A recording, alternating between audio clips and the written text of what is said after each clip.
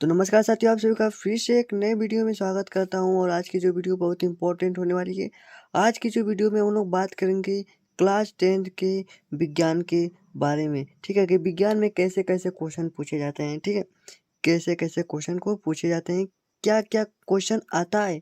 Class 10th के जो board में एग्जाम होता है उसमें से किस तरह से पेपर होता है।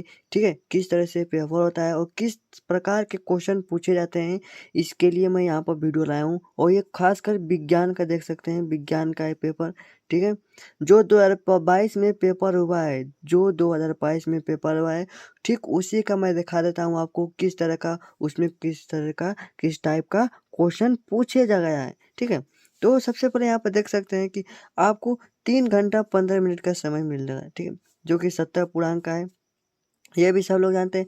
मैं आपको सीधे तर आपको प्रश्न पर लाता हूँ और प्रश्न आपको दिखाकर बता देता हूँ कि किस तरह से क्वेश्चन पूछे जाए। देखिए, खंड क में क्या होता है कि जो बहुविकल्पीय पूछा जाता है। ठीक है, बहुविकल्पीय पूछा है और आपको इस साल 20 बहुविकल्पीय रहेगा। कितने रहेगा? तो 20 बहुविकल्पीय 2023 में जो भी पेपर देगा भाई, बता दें कि उनके लिए 2023 में 20 बहुविकल्पीय प्रश्न आएंगे, क्योंकि बोर्ड परीक्षा में बहुत से बदलाव आए हैं।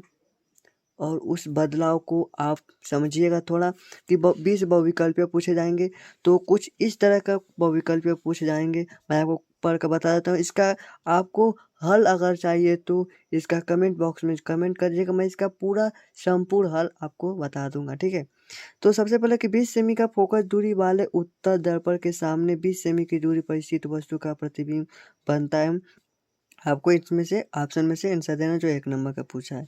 ठीक है, दूसरा है कि प्रिज्म से श्वेत प्रकाश की किरण के गुजरने पर सबसे अधिक विचलन होता है। तो अधिक विचलन क्या होता है, आपने जानते होंगे कि बैगनी का होता है। ठीक है, चलिए अगला नंबर है कि विद्युत जनित का रूपांतरण होता है। विद्युत जनित का रूपांतरण होता है, तो ऑप्शन दिया है। तो देखिए, विद्युत ऊर्जा का यांत्रिक ऊर्जा में, या यांत्रिक ऊर्जा का विद्युत ऊर्जा में, या यांत्रिक ऊर्जा का रासायनिक ऊर्जा में, रासायनिक ऊर्जा का विद्युत ऊर्जा में। देखिए, जो विद्युत जनित का रूपांतर होता है विद्युत ऊर्जा से यांत्रिक ऊर्जा में होता है। ठीक है, यांत्रिक ऊर्जा में 1 नंबर का पूछा है। मतलब कि आपको 20 नंबर का बहुविकल्पीय प्रश्न पूछे जाएंगे, उसी का यहाँ पर आपको हिंदी में। ठीक है, यहाँ पर एक क्वेश्चन है, देख सकते हैं कि 220 वोल्ट और 100 वाट के विद्युत बल्ब का तंतु का प्रतिरोध होगा। ठीक है, आपको हल करके बताना है क्या होगा। ठीक है, और सेम उसी का इंग्लिश में पूछा गया है। ठीक है, उसी टाइप का इंग्लिश में पूछा गया है कि उसका हिंदी, आपको हिंदी वहाँ पर दिया है, यहाँ पर इंग्लिश पूछा है। ठीक है, कि इस तरह का आपको 20 बहुविकल्पीय प्रश्न रहेंगे। हम क्वेश्चन नंबर बात करें दूसरे की, तो इसमें देख सकते हैं कि अवतल दर्पण की किन्हीं 2 उपयोग का वर्णन कीजिए। किन्हीं 2 उपयोग का वर्णन कीजिए। ठीक है, किन्हीं 2 उपयोग का वर्णन 2 नंबर का पूछा है।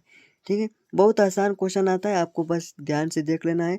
अगर मैं कह रहा हूँ, आप जो मैं यहाँ पर पेपर दिखा रहा हूँ, अगर आप इसको सॉल्व कर देते हैं तो मैं कह रहा हूँ कि आपको नंबर कहीं काटा नहीं है। ठीक है, यह बखा में देखिए, दीर्घ दृष्टि दोष क्या है, इसका निवारण कैसे करते हैं, 2 नंबर का पूछा गया है।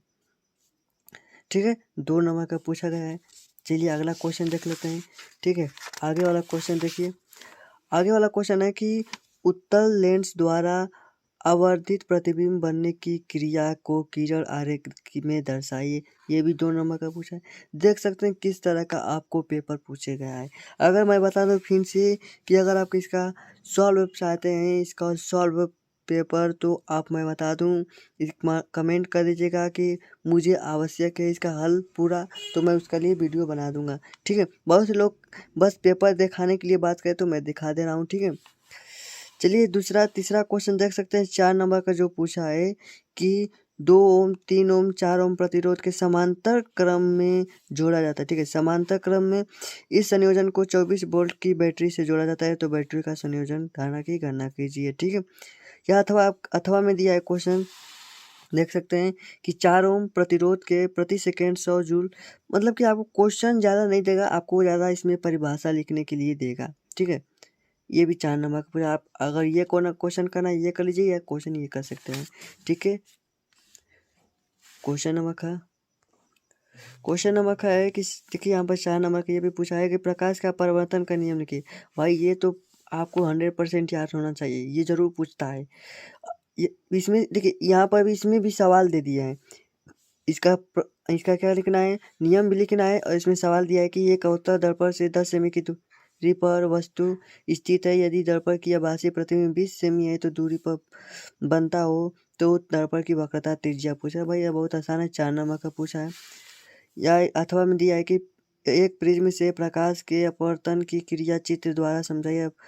आपतन कोण तथा विचलन कोण चित्र में दिखाइए। 4 नंबर का पूछा भाई, बहुत आसान पेपर होता है। ठीक है, आपको बस टेंशन मत लीजिएगा, आराम से पेपर दीजिएगा। ठीक है, यहाँ पर बहुत उसी का इंग्लिश में दिया है। यहाँ पर सबसे महत्वपूर्ण आपको बात करूँ, अगर सबसे महत्वपूर्ण बात करूँ यहाँ पर, तो देख लीजिए ये हर साल क्वेश्चन पूछे जाते हैं। मैं अगर कह रहा हूँ कि इसको जो याद करेगा उसका 7 नंबर फिक्स है। क्या है क्वेश्चन, देख सकते हैं कि विद्युत मोटर का नामांकित आरेख बनाइए, इसका सिद्धांत कार्यविधि स्पष्ट कीजिए। 7 नंबर आपको मिल गया अगर आप इसको याद करके जाते हैं तो। मैं कह रहा हूँ बस इसका आप क्या करिए, विद्युत जनित्र का 7 नंबर का आपको फिक्स है। मैं इसका लिंक दे दूंगा, आपको इसके बारे में भी बताया हूँ, इसका लिंक दे दूंगा, वहाँ से आप देख लीजिएगा। ठीक है, अगर यहाँ पर बात करें उसी का अथवा में दिया है 7 नंबर का कि विद्युत चुम्बकीय प्रेरण की घटना क्या है, दो समीप स्थित कुंडली की सहायता से प्रेरित धारा उत्पन्न होने की क्रिया समझाइए। अगर आपको ये नहीं है तो ये तो बहुत आता है, बहुत आसान है ये, मतलब कि 100% ये पूछा जाता है, इसको जरूर याद कर लीजिएगा। खंड बी में आता है आपका केमिस्ट्री से आता है, केमिस्ट्री से देख सकते हैं जो केमिस्ट्री से आता है। ठीक है, प्रोपेनॉल है। प्रोपेनॉल क्या होता है, प्रोपेनॉल मतलब कि आपका कार्बन 3 होगा और इसमें OH जुड़ा होगा, तो आप इसमें से हल करके बताइएगा क्या होगा। ठीक है, 1 नंबर का है। अधातु है, तो अधातु क्या है, इसमें से फ्लोरीन है भाई, फ्लोरीन है अधातु। ठंडे जल को हाइड्रोजन गैस बनाती है, ठंडे जल को हाइड्रोजन गैस क्या बनाती है, तो इसका कमेंट बॉक्स में आंसर आप दीजिएगा। देखते हैं कितने लोग, देखिए यहाँ पर 3 पूछा है, 20 पूछेगा क्वेश्चन, बता दिए आपको। ठीक है, सबसे महत्वपूर्ण बात अब आई है 2-2 नंबर का, देख सकते हैं कि यही आपका नंबर देगा।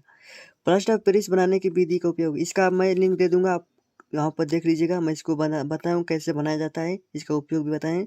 रेडाक्स अभिक्रिया का इसका भी मैं बताया हूँ एक बार, इसका भी कमेंट बॉक्स में दे दूंगा, डिस्क्रिप्शन बार में दे दूंगा, वहाँ से आप देख लीजिएगा। रेडाक्स अभिक्रिया के उदाहरण भी थोड़ा समझाइए। मेंडलीव की आवर्त नियम तथा इस सारे की 2 विशेषताएं लिखिए। अगर आपको ये मतलब कि ये 3 आपको 100% तैयार कर लेना है, मैं बता रहा हूँ 100%।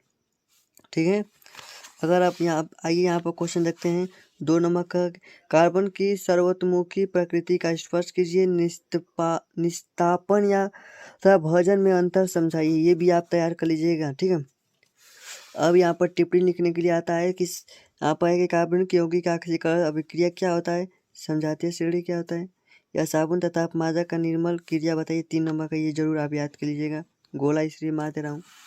अथवा यहाँ पे लिखना है कि एथेनॉल की 4 रासायनिक अभिक्रियाओं के समीकरण लिखिए, इसमें 3 उपयोग भी लाइए। ठीक है, अगर आपको ये आ रहा है तो ये कर लीजिए, ये कर लीजिए। ठीक है, मैं बता दे रहा हूँ आपको, फिर से बता दूँ कि इसका हल चाहिए तो कमेंट बॉक्स में ज़रूर करिएगा कि इसका हल चाहिए। पार्ट ग में आता है आपका बायो से। ठीक है, तो यहाँ पर देख सकते हैं मनुष्य में वृक्क एक तंत्र का भाग है जो संबंधित है, तो देख सकते हैं।